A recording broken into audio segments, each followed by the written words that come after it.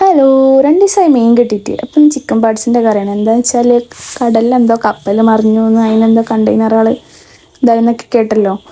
പിന്നെ മീൻ വാങ്ങാനൊരു പേടി. അപ്പോൾ ഒന്ന് ചിക്കൻ പാർട്സ് വെക്കാം. ആദ്യം തന്നെ വെളിച്ചെണ്ണ ഒന്ന് ചൂടാക്കിയിട്ട് ഇഞ്ചി വെളുത്തുള്ളി പച്ചമുളകൊന്ന് അരിഞ്ഞത് ഒന്ന് മൂപ്പിച്ചെടുക്കാം.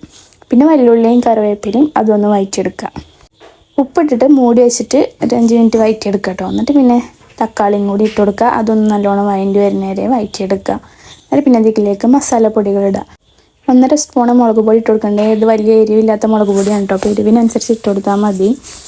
പിന്നെ മല്ലിപ്പൊടി, അതേപോലെ ഗരം മസാല, മഞ്ഞൾപ്പൊടി ഇതൊക്കെ ഇട്ട് കൊടുത്തിട്ട് നല്ലോണം ഒന്ന് മൂപ്പിച്ചെടുക്കുക.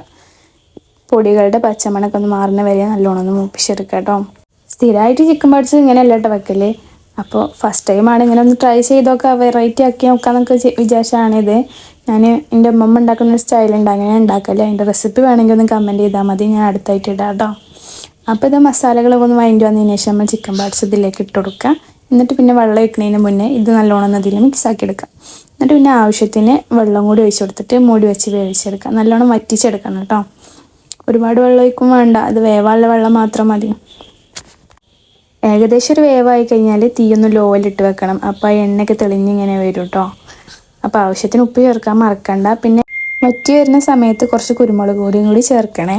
പിന്നെ മല്ലിയിലൊക്കെ വേണമെങ്കിൽ ചേർത്ത് കൊടുക്കുക. അപ്പോൾ നമ്മൾ പാർട്സ് കറി റെഡിയായി. എല്ലാവരും ട്രൈ ചെയ്ത് നോക്കിയിട്ട് ഫീഡ്ബാക്ക് അറിയിക്കണേ.